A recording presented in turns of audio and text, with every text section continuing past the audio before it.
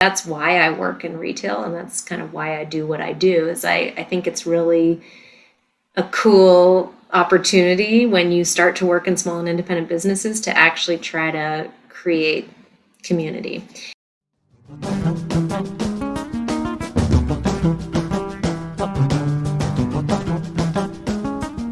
Euclidean zoning was really saying industrial uses over here, housing here.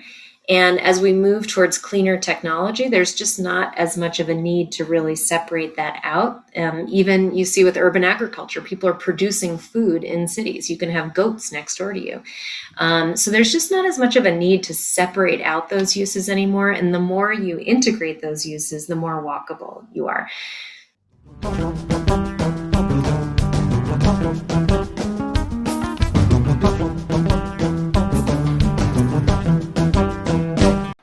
David, I want you to want to ask her a question instead of not wanting to ask her a question. Okay, great. Okay, I'm ready. I'm ready to roll. Yeah, we're rolling. We're rolling. All right, good. Hello, Boulder and the wider world. This is the Sharing Boulder podcast. My name is Philip Ogren, and for our 6th episode, my co-host David Adamson and I interviewed Sarah Wiebenson, who is a senior project manager with the Community Vitality Department for the City of Boulder. I first met Sarah a couple of years ago through a program called the Boulder County Leadership Fellows, which we both completed during the 2019-2020 cohort year. Sarah is a big believer in developing community through walkable neighborhoods that are tightly integrated with local retail, and her efforts working for the city reflect those values. The names of many organizations and projects were mentioned in this episode. Please visit our website at sharingboulder.us for links and other information related to this episode. We hope you enjoy our conversation with Sarah Wiebenson. Sarah, welcome to Sharing Boulder. David and I are excited to have you on the show. So Sarah Wiebenson, please introduce yourself. Well, thank you both for having me. I am a senior project manager with the Community Vitality Department for the City of Boulder. And one of my projects is the citywide retail strategy, which I'm here to talk about today. We are pursuing goals of affordability and inclusiveness and representing a lot of city objectives through retail. And a little bit about myself, just my background. I grew up in Cambridge, Massachusetts, which is very similar to Boulder. Politically, we call it the People's Republic and joke that you need a passport to get in. But I grew up in these very walkable neighborhoods, and I've lived in Chicago and New York, DC. I'm an urban planner by training and got my degree in Chicago. And so when I first moved to Boulder, I gravitated to the West Pearl neighborhood, which is very walkable, and had this really great model of, being able to walk out my door and 24 hours a day, you could get a thing of milk or some crackers or whatever you need with Lolitas. And so what we're kind of looking at is where else in the city do people have that kind of access, and where are the gaps, and how do we fill that in? Awesome. So you said you're from the City Vitality Department? Community Vitality. Community Vitality. So how big of a department is that? Like, how many colleagues do you have? We have about 60 people, and it's a mix of district management. We manage all of the parking districts in town, the commercial districts where there is what's called a general improvement district overlay. So the property owners within those districts contribute through a mill levy, an additional tax, to a fund that creates access improvements, economic vitality improvements, beautification. And we have 3 in the city of Boulder. One is downtown Boulder, the other is University Hill, and the third is the Boulder Junction Access District. Wow. So when you say 60 people, you mean 60 city employees in that department? Yes. That's a mix of parking enforcement officers, administrative staffs. We sell all of the neighborhood parking permits, all of the parking and access kind of related products come out of our department. And then we also do district management, which is working with Downtown Boulder Partnership, the Hill Boulder Merchants Association, all of the commissions for the 3 districts, we staff those. And then we do economic vitality, which is really looking at the policies of the city, how we can support small businesses. This past year was very busy with administering grant programs. working with our colleagues across the different departments to try to create outdoor dining opportunities, curbside pickup, really keep economic activity going during COVID, but in a very safe and socially distanced way. And Sarah, can we just go back there a little bit, because in order to promote democracy, we want people to know what all this means. Maybe talk about the district management, and then just back up and describe that a little bit more about how the city is, in different areas, it is working to support economic activity. And yeah, it differs by district. So in Boulder Junction, we've really focused on it being the transit village. And so one of my projects there is to support the commissioners who are looking at a wayfinding system for that district. So we can really kind of work with the public, engage the public in all the different types of access tools there. So we've got the bus system coming in through RTD. We've got bike sharing, car sharing. We've got a development that's going to have kind of a paseo, these sort of walkable alleys with economic activity going on there. Really creating a system of signage that's both, traditional wayfinding, but also really highlighting all the innovations going on in that district. On University Hill, it's really about economic revitalization. So that district used to be a regional hub for dining and entertainment. People would go dancing at Tulagi. And over the decades, it's seen a decline. And since 2014, the city has had a revitalization strategy, which is another project of mine to help the stakeholders up there envision the future for University Hill and how we're going to get there. And then downtown, we work very closely with the Parks District, or the Parks Department, Downtown Boulder Partnership. We help do improvements to the mall and support events and other activities down there. And so it's just each district has its own character, and we work to support it. Well, my parents met at the Sink in 1957, and I think it was a thriving area then. Yeah, and I always enjoy going to the Sink. There's a lot of opportunity there. The new hotel is probably, I think, an important part of your strategy, right? Yeah, what we identified in 2014 were 5 Catalyst sites. And so it's been wonderful that 3 out of the 5 have shifted into kind of implementation of the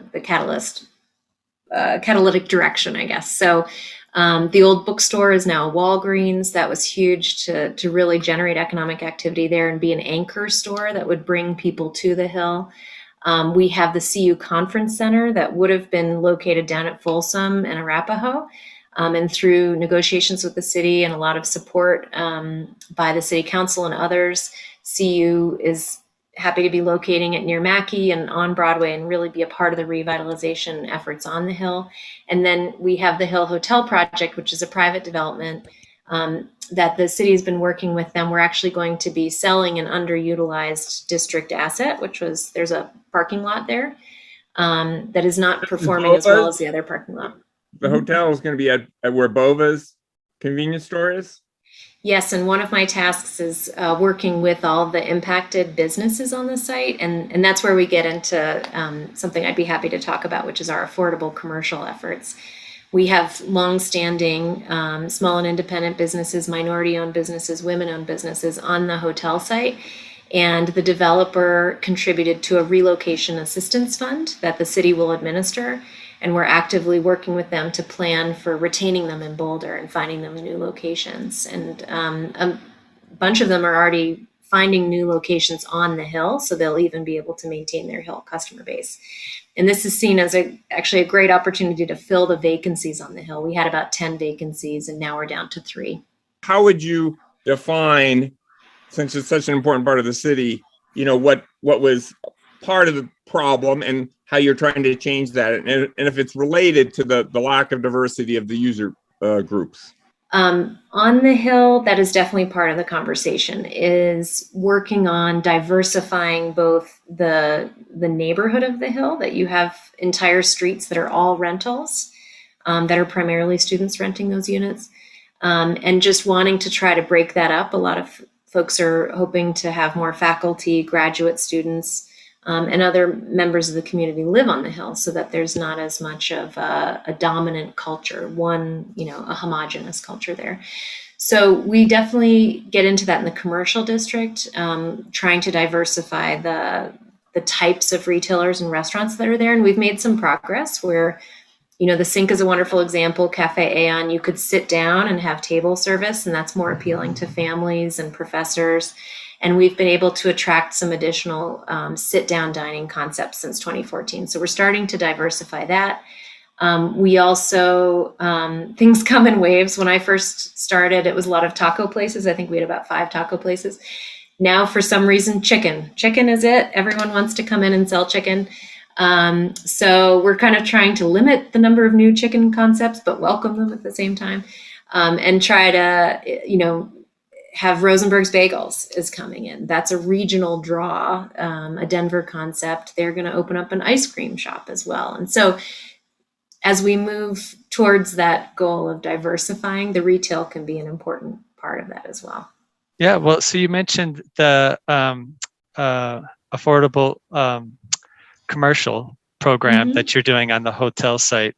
So does that mean that these you're helping them navigate rental agreements that allow them to, or is it like a deed restricted kind of affordability, or is it more like you give a grant to help them pay rent or help them navigate the lease process, or how does the rubber hit the road in terms of like actually helping people move their business into that area?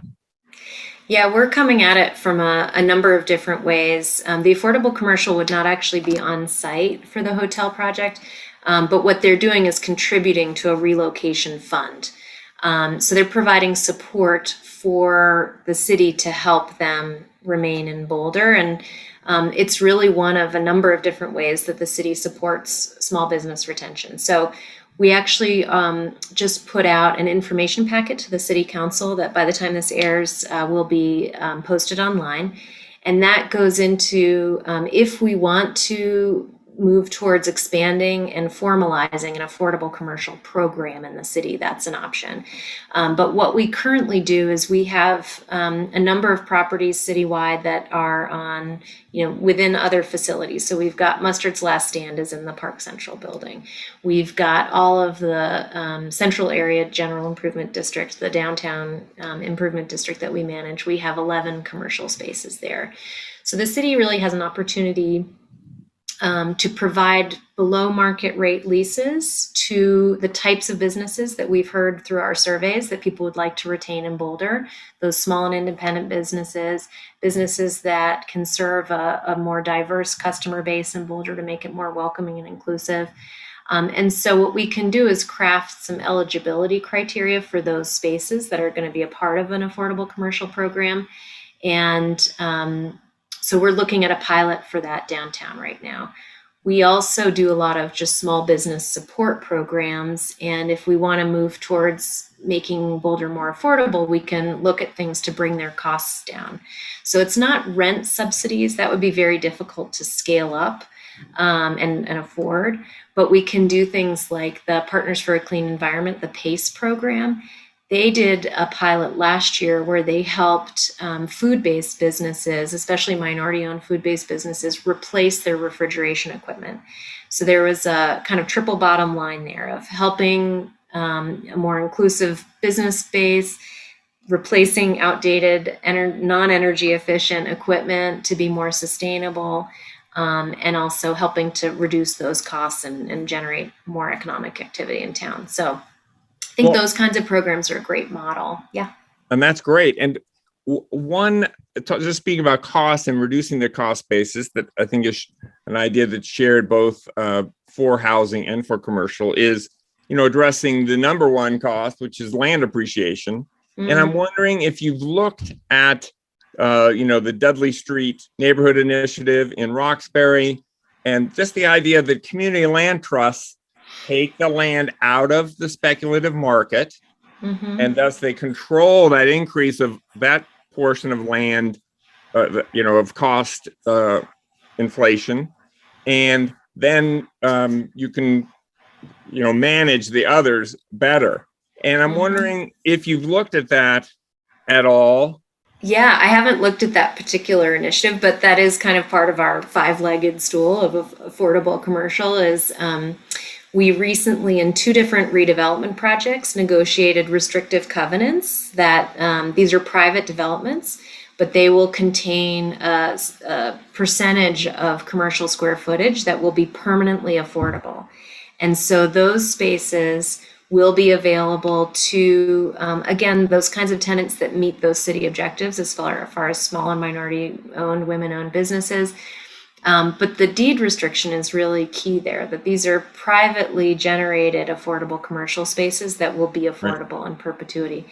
The other way that we're approaching that is a conversation around community benefit. So for projects in Boulder that are seeking additional height, you have the ability, let's say you're in a district that limits the building height to 35 feet, you could ask for additional height up to 55 feet through the planning board site review process. But in exchange, you need to provide a community benefit to the city. And that would be either contributions to the Affordable Housing Fund through inclusionary housing ordinance, or what's being discussed right now at the City Council is whether for commercial projects, you would be required to provide affordable commercial space on site. Again, deed restricted, maintaining those spaces in perpetuity. We are looking at some safety valves there that would be, under certain circumstances, you could request to the planning board that you could not meet that criteria on site. And so that would generate an in lieu fee to the city instead. That could be used towards other programs to bring down that occupancy cost or operating costs for those businesses elsewhere. And could you just talk a little bit about the extent of that, where that community benefit is available? Because it is very limited, right? I mean, it's just a few small areas of the city that could be utilized. Mm-hmm. Yeah, right now there's something called Appendix J, and Appendix J is the map of where you can do that. And part of this conversation, which we're calling Community Benefit Phase 2, is whether to get rid of that map altogether. I think some additional analysis is going on right now as to what that would mean, but that is part of the discussion for sure. Oh, that's exciting to hear about. You can talk freely about the planning board because by the time this airs, we'll have aired our other episode with Dave Ensign, who explains all about the planning board and how that works and what its purpose is. So it was more of a comment than a question. This is a very educational podcast. It's great. Well, we're going to put a picture of the Appendix J map, that I'm looking at right now. And okay, so time out. Sarah, please explain Appendix J just a little bit better for me because it sort of just went over my head. So I wish I could defer to my colleagues in planning and development services. I am not the expert in Appendix J, but just give me an overview of what it means, because you guys were talking about it like you know what it means, and I don't. So, well, David, I have the map on the screen too. So, my understanding is these, to limit the areas where height can be requested as a starting point. So often you kind of start small and then expand based on the amount of demand. So I think the part of the analysis that I mentioned is taking place is how many requests have we gotten so far in the few years that this has been around? And, did it open up floodgates or was it really just kind of a trickle? And so I think that's how the decision is going to be made, is sort of seeing as we scale this up, what would the impacts be? Interesting. Well, I would expect that there'd be a certain number of people, projects that wouldn't even consider asking because they assume the answer is no, unless it's a great expense or, difficulty of getting through the planning process. But well, we hired an economic consultant to look at the financial benefit of the additional story that you get essentially. And so what we're trying to match is that the value that you're getting is, the community benefit is matched to that value. And so that was a really important part of this, was not just having it be very vague. It's saying you got this much additional square footage. that equals this amount. And so your contribution to the Affordable Housing Fund or to a affordable commercial space needs to be in line with that. Cool. Yeah. Right, and I bet you run across this all the time. And but as a nonprofit developer and in being in discussion with a lot of developers, most developers that I talk to, and this isn't everyone for sure, but see that as a very difficult thing to do. They don't see a lot of benefit to that little bit of extra height. And so we see very little innovation around building in this town, in my opinion. And it's generally thought that it's just so difficult to do something with the city. It just takes a long time, and it's costly. And I don't know that that's fair in every regard. But I'll be interested to see how that works. And I'm so excited about the idea of community benefit. We've been trying to promote that with this pilot housing program, high community benefit, and just give people the choice, that it's very easy to innovate if you want to add all this community benefit. You don't have to go through a special process. You check it off the box. And so I'm just hoping that that's another model you can choose, that, if you want to do something that has high community benefit, then it's easier for you. It's not an additional step. It's like less. Mm-hmm. Yeah, and I think we're, the Community Vitality Department, we're not on the regulatory side, but we do try to act as a partner to help clarify what some of those requirements are, and really help get the word out about programs that are available to people. And so I think this is really, the affordable commercial effort is really something that you don't see a lot across the country. So we're kind of out there in front a little bit, and no one is doing it through the community benefit process the same way that we are. And so the way the draft is so far is, that we're going to try a few ideas out, and we'll check in again in a year and a half or whatever it is, and we can keep modifying it. So we're excited about it. I hope you can also add that to like Alpine Balsam, where the city also, owns the land. And I've been very struck as a former Nature Conservancy employee and in touch with a lot of nonprofits around here, the Native American Rights Fund, Western Resource Advocates. A lot of nonprofits are very, very stressed, before COVID, by the inability for their employees to live here in Boulder. Yeah. And then their office space is also increasing in cost. And so we've been promoting the concept of something like the Alliance Center down in Denver, which is a big building full of environmental nonprofits, something like that at Alpine Balsam or somewhere else, sooner rather than later, so that we can retain these offices and all the dynamism of all those younger people, at least working here. Of course, it's better if we can also house them, which we could do also at Alpine Balsam. And so I'm really looking forward. I think you're going in a great direction around exploring community benefit, and I hope it can be broadened, because we have a lot of community assets that we're on the brink of losing, both for-profit businesses and nonprofit businesses, because we haven't handled, especially the housing side of this.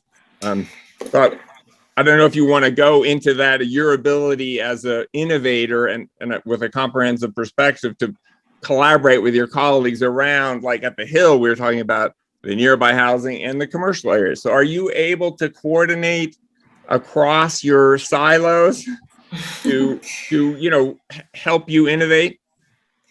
Yeah, I think there's a few things in there I want to respond to. First, just on the collaboration question, that is definitely a City of Boulder value that, we strive towards all the time. And we very often are not siloed. I think that's something we do very, very well, is work across departments.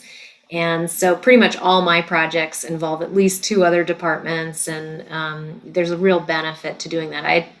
During COVID, I attended a crisis response webinar, and I was talking about what Boulder was doing as far as our economic recovery. And, the the trainer said, you guys are 100% on track, because the way we approached it was by immediately gathering together all of our colleagues at the chamber, the Latino chamber, the Visitor and Convention Bureau, the Small Business Development Center, the county. I'm probably missing a few others, but it was a large group of organizations, and we created the Boulder Business Recovery and Response and Recovery Alliance. And that was phenomenal to just have everyone at the table, and we were coordinating on outreach and different policies and programs and grants, and not a lot of other places were doing that. So collaboration is definitely kind of where we start. Who else needs to be involved? Who needs to be at the table? And that's a pretty impactful thing to do. I did just want to speak to your thought about nonprofits and the Affordable Commercial Program.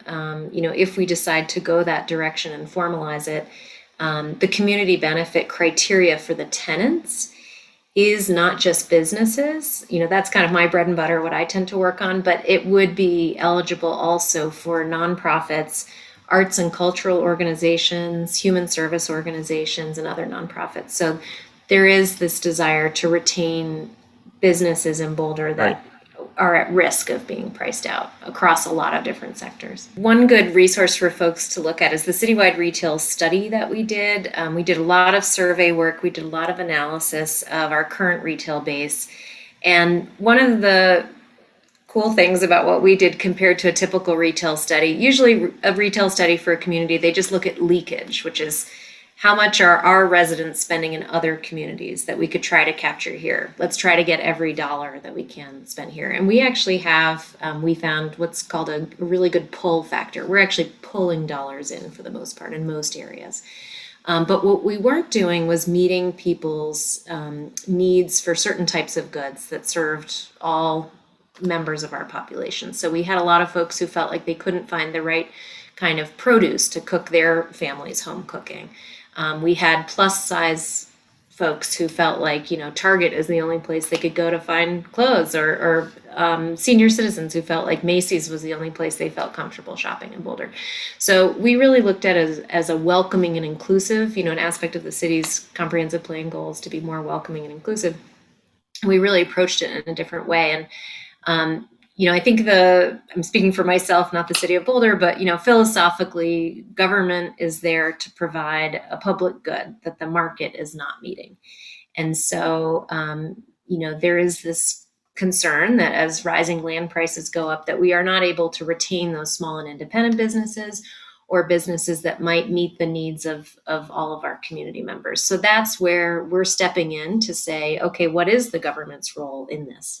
So community benefit, looking at affordable commercial that's permanently affordable, creating eligibility criteria for who should be prioritized for those spaces. Those are the kinds of things where we can step in. We talked a little bit about, walkable retail as being another one of those goals that I think Boulder has a real challenge. I grew up on the East Coast. Cambridge, Massachusetts was founded in 1640, right?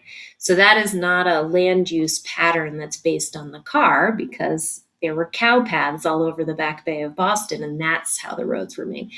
So we have a challenge that we were, built once the car, most of Boulder's housing especially was built, in a different kind of format. And so trying to reintroduce walkable access to neighborhood goods and services is really, really hard. So when you ask sort of what kind of support can people offer, I think it is really looking at zoning and trying to rethink Euclidean zoning. I was going to bring up a little urban planning term there if people want to look it up, but Euclidean zoning was really saying industrial uses over here, housing here. And as we move towards cleaner technology, there's just not as much of a need to really separate that out. Even you see with urban agriculture, people are producing food in cities. You can have goats next door to you. So there's just not as much of a need to separate out those uses anymore. And the more you integrate those uses, the more walkable you are. So we've had neighborhood efforts to introduce a coffee shop or a little neighborhood grocer, and they failed because in the end, parking requirements and the other realities of code requirements made it very difficult. So So that's where we're just starting to have that conversation. And right now, the East Boulder sub-community planning process is the farthest along. But that's a good example of where they're really looking at East Boulder, which does not have a lot of walkable retail access, and thinking about where would we put it? What are those intersections that would benefit from a neighborhood grocery concept or a coffee shop, those things that people would like to be able to walk to. And then if you're living next door to that, you have to think, am I okay with having that next door? Am I okay if people other than just my neighbors use that coffee shop? Are we okay with people driving there? So we looked at, where are all the bus lines and where are the bus lines crossing where we don't currently have grocery access or pharmacy access. And so we've come up with some little nodes of, this is a possibility through that planning process. So that's a great project for people to look into if they want to participate in that kind of planning for reintegrating all the uses and getting away from that Euclidean model. That's a beautiful way to start thinking about it. And I'm wondering if you could add to that with a planning scenario. I mean, that's a way that planners have of looking at, well, what if we do this and what if we do that, and how does it impact this and how does it impact that? And I'm wondering if you have really looked at a planning scenario of, dramatically reducing car access to, large areas. We've seen that in COVID, where that seemed to be pretty successful, closing off the streets. And so specifically, I'm wondering if you guys have thought about that scenario of being bold. That's a great thing about Boulder. So being quite bold. And I want to build on your Euclidean example, because that was about public health and separating people from hazards. And really, there's not a bigger, in my mind, health emergency than the use of automobiles broadly in the United States. I mean, 40,000 people a year die, about 1.2 million are wounded in automobiles. And that's not talking that people get hit by automobiles, that's people in automobiles. And not against drivers. I'm not being against drivers here. I'm just talking about a technology and then a land use. And so I'm just wondering if there is a great opportunity to do zoning reform that tries to isolate people from this public health hazard. And, breathing toxic exhaust and diesel exhaust especially is not good for you. And then we have, of course, all the people having to commute in because we don't have housing for them. So I'm just wondering, have you, as a city, really looked at, a broad reform of the intersection between land use and transportation, and just say, hey, and this is why I bring back the issue of, the example of Vauban, the suburb of Freiburg in Germany. It's a 90-acre, largely car-free area. You can use cars very slowly, but you just can't park near your unit. So anyway, what's going on in that sort of, being bold? We have a climate emergency. We need to move away from, fossil fuel autos for sure. What do you think of that direction and its ability to support your retail project? Yeah, I can speak to the commercial district aspect of that for sure. That, again, looking at those older European cities, they were not built at the time of the car. And so they already had, that nice model of the plaza. And, there's a cultural aspect to it that people are used to taking public transit and going downtown. And, I lived in Europe for 2 years, did not have a car that whole time. And the whole city was built for access through these wonderful, high-speed rails and different modes. But I just want to interrupt for 1 second. So Vauban is new. It's a 90-acre new suburb that they built there, as, connected to an older city. But so I just want to provide hope that it's not just because they inherited a nice plan, they then went out and created, a modern version of that. Yeah, and that's why I mentioned the cultural aspect of it, right? That in America, I've heard a lot of folks say, I love commuting because that's when I listen to all my podcasts. That's my private time, my quiet time to myself. So there's just a cultural, when I didn't have a car, I sat on the bus and listened to those things, right? There's another way to do it. On your bike, we can go down the bike path and listen. On one ear, just one. 1 year. Okay. So I think there's a cultural aspect to it also.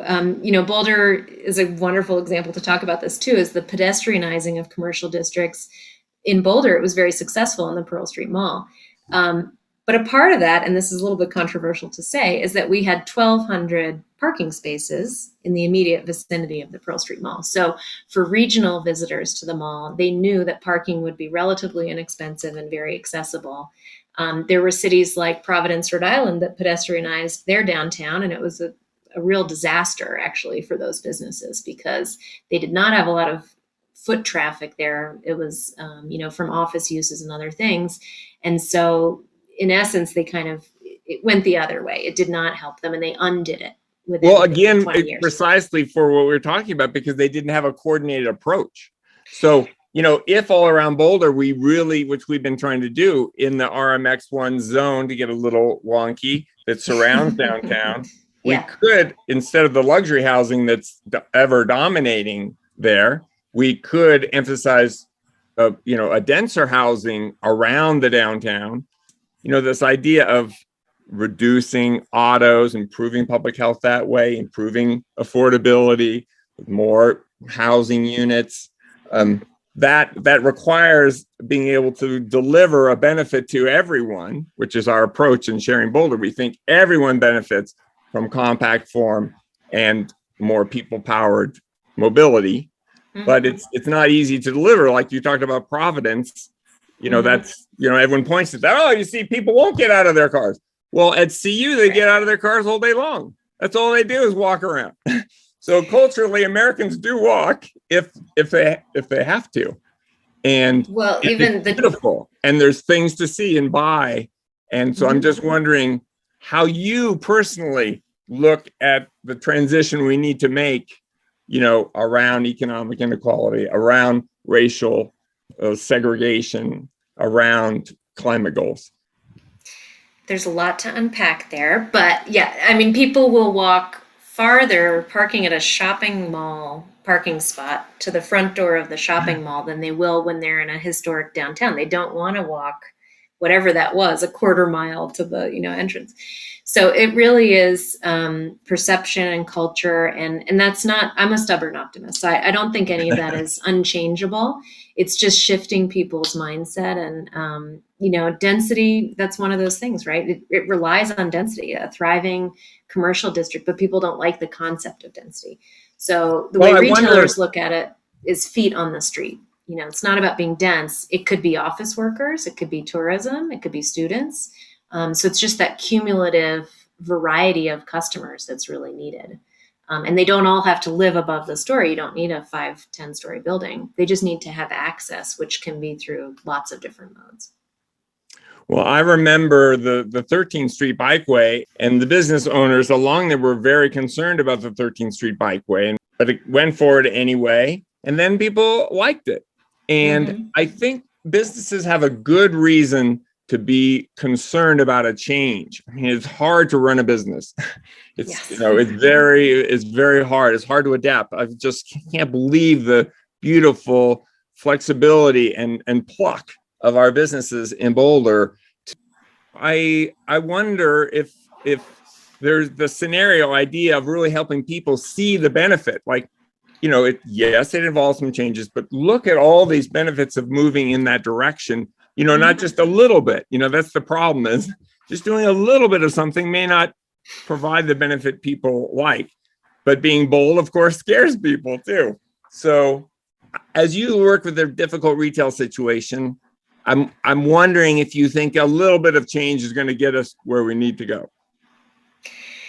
Yeah, I think approaching things as pilots, doing it area by area, really doing kind of a finer grained approach, an incremental approach, take some of the fear out of it. Nice. So certainly with the affordable commercial, we have city-owned spaces where we've already started the ball rolling on that. And that's all in the information packet that went to council for May 18th is, here's all of the spaces that we offer at below market rates. And these are the kinds of nonprofits and social services and arts organizations that we've been able to help keep in town. And, do we want to make this more of a formal process? So sometimes just talking about things giving examples of who we've retained through these processes starts to make this seem more real and more achievable. And yeah, certainly that's why I think the walkable retail question is really interesting, of how do you undo 70 years of zoning to try to get to those models. And yeah, in Europe, you have the cultural ability to do that people understand it already. And in Boulder, you have a lot of will that people want to see walkable neighborhoods for a whole variety of reasons. So, as I said, I'm optimistic. We'll make some progress. Well, I think the pilot idea, the incremental approach, that's a smart. Humans do know how to make great habitat for themselves. We've done it for a long time. And there's been an unfortunate 100-year detour into this fossil fuel enabled. I mean, it's insanity. It's it is insane what's occurred, but that's become normal. So, but even again, like in Boulder, I like to tell people, well, at CU, you can't just park anywhere or drive anywhere, and it's nice to, there's a lot of activity on campus, and it's a great example of a walkable environment that we have today. Yeah. Yep. Agreed. It's too bad that the alfalfa's closed, which makes your job, your goals of 15-minute neighborhoods so much more difficult. That's actually how we got connected recently. Was a couple people forwarded me that recent article in the Daily Camera that featured you and being interviewed about alfalfa's closing, and I was like, oh, I know that woman on the front in that picture, and so we started a conversation. But so maybe just actually, do you mind just commenting on that property and what's going on there, and is there any hope? Yeah, I mean, I thought the reporter did a wonderful job of really getting into the challenges of grocery access and retail on the Hill in particular. The nice thing is the article drummed up some interest. We do have a number of different people looking at that site, and we're in contact with the property owners and the leasing agent. And so there is a desire to bring another grocery concept back there. I don't think they have secured a lease with anyone yet, but we definitely have been in touch with them about that. As he raised in the article, on the Hill, ideally you'd have grocery in the commercial district part of the Hill, the core. But it is an older area with smaller footprints, and even the smallest grocery concepts are about 25,000 square feet. And the retail spaces on the Hill, I mean, I was trying to find a 5,000 square foot space for vaccinations. The state was looking for a vaccination site, and we don't have retail spaces that are 5,000 square feet there. So, you have to figure out where you can put things. And again, neighbors want walkable grocery access, but they don't want a 100-car parking lot next to them. So you have to figure out, how can we get close to you, but not change the character of your district? And so one of the things I'm looking at is regional neighborhood market concepts that are smaller. And in cities, it's the bodega model, right? Everywhere in New York City, you can go downstairs from your apartment and you can get, a thing of milk and some crackers again, within walking distance. And that's the goal, is to try to find some locations where that would be feasible from a market standpoint. To go back to the land issues, was the land at Alfalfa's, did they own the land, or did someone else own the land there? Do you know if that was a leased facility? It was, yep. That was owned by someone else privately.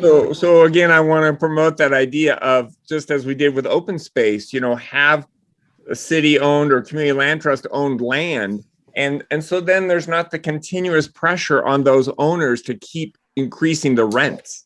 And I think that that's just central to your vitality and to business owners' vitality plans in the futures. You just can't have, really, in a super desirable place that's been made super desirable, not just by the Flatirons, but by the city's investment in so much open space, the city's beauty. It's the success of a community that drives up land prices. So unless you do something to preserve vital sectors of the city, the working people, the businesses, you really can't have, and I'm not against markets or capital at all. That's not the point.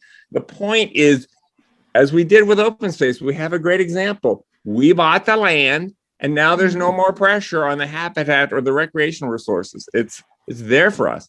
And I just wonder what you think about expanding that concept more broadly, of course, to housing, which is Goose Creek Community Land Trust. That's what we're trying to do. But on your standpoint, from the commercial, take that huge element of cost escalation out of the picture with the city owning the land or community land trust owning the land. What do you think about that idea? Yeah, in the sort of small business retention circles, land ownership has been one of the key ways to do that, is to encourage businesses to buy their property to be more stable. That doesn't work as well in a high land cost area like Boulder. So that is one kind of possible consideration in a more formalized affordable commercial program, is that for those projects that would be eligible to not build affordable commercial on site, they would contribute that value of the community benefit, that additional height, to some sort of fund that could include the creation of affordable commercial spaces elsewhere. The challenge is, we're kind of following that affordable housing model.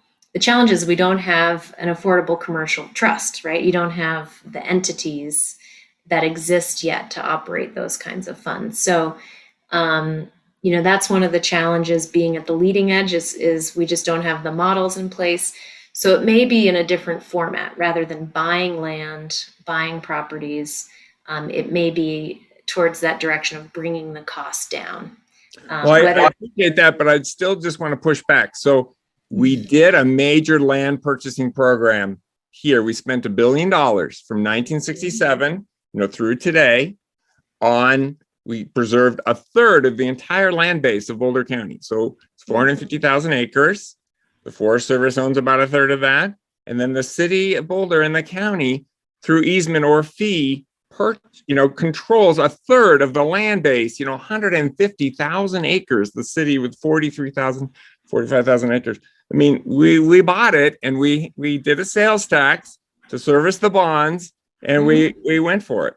And so I mean, that's a tried and true method. The city is a popular place that has good credit. I mean, we could purchase Diagonal Plaza. We purchased Alpine Both. We can purchase these centers and then do the beautiful program you're doing with affordable businesses. I mean, you could do that. And there's also another source of funding, Sarah, that I would encourage the city to consider, is that property values have risen tremendously in this town, and the people who own the land have had incredible windfalls. And we made transfer taxes, unfortunately, illegal in the state of Colorado. The city could lobby, and with a nice Democratic legislature, we could put on the ballot. It's a constitutional amendment, but we could claw back the ability to do a transfer tax. Yeah, it just really comes down to community priorities. So, anytime you adopt another fee, another tax, is this our priority right now?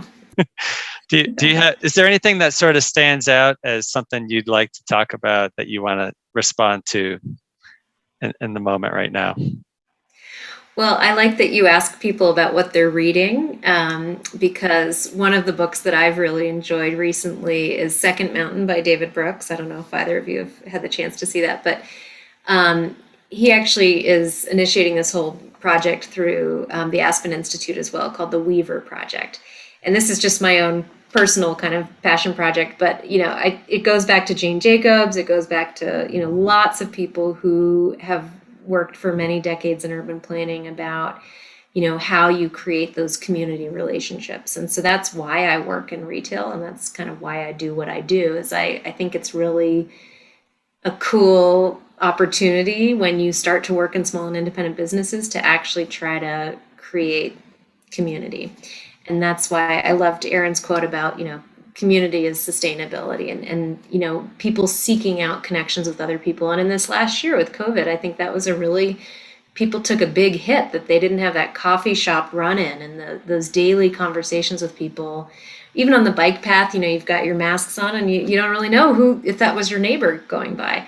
So I'm really passionate about that urban planning, retail, independent, local business retention really has community character at its core. And when you go to a place that has, they have their new business district, rerouted road, and now they have such and such a motel and such a chain store, you just don't, there's no there anymore.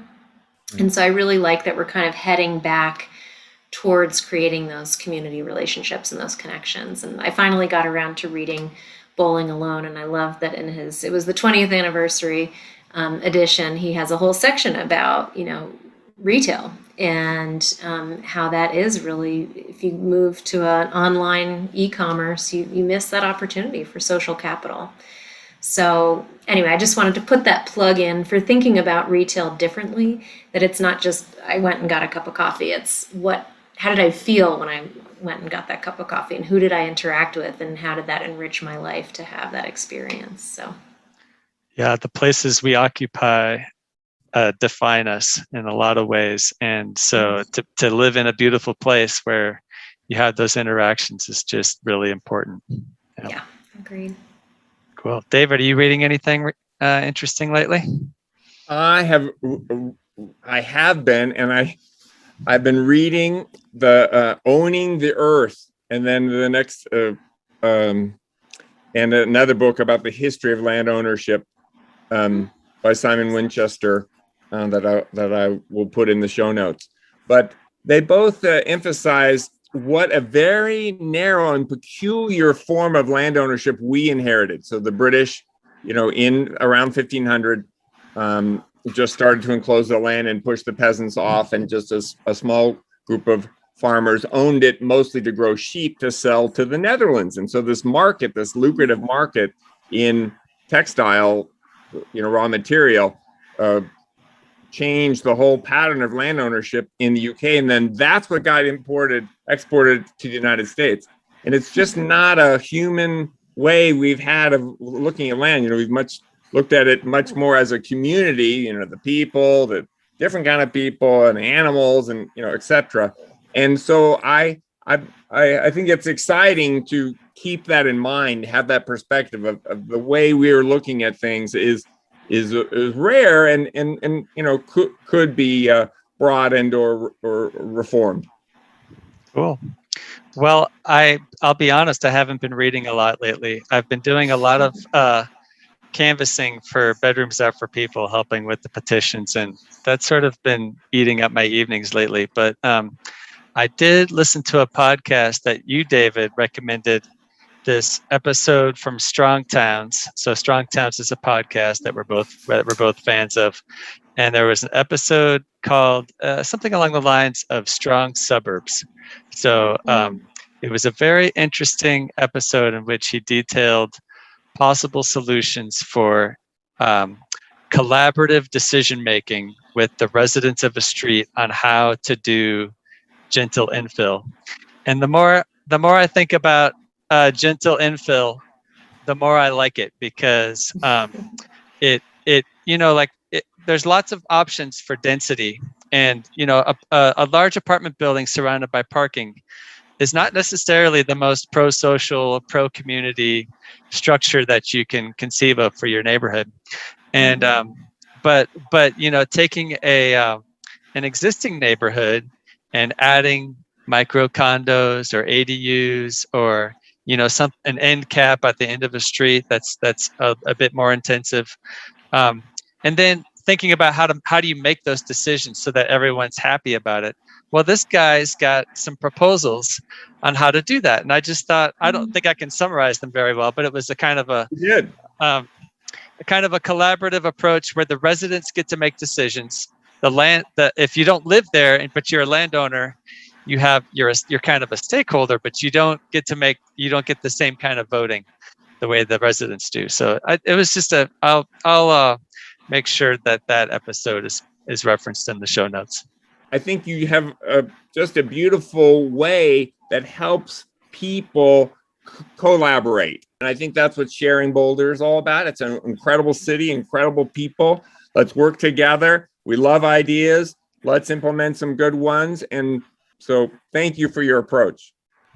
Well, thank you both for having me on and for giving me the opportunity to tell people a little bit more about everything. There's always so much going on here. We have such an active populace that there's a lot of ideas. And just getting the chance to talk at length about, just a little slice of that is really great. So thank you. Thank you for being on the show, Sarah. We really appreciate it. Peace. This episode of Sharing Boulder was produced by David Adamson and Philip Ogren. Sound and video editing was done by Philip Ogren. The intro music was sampled from Osladum by Gilberto Gil and is available for use under the Creative Commons Sampling Plus license.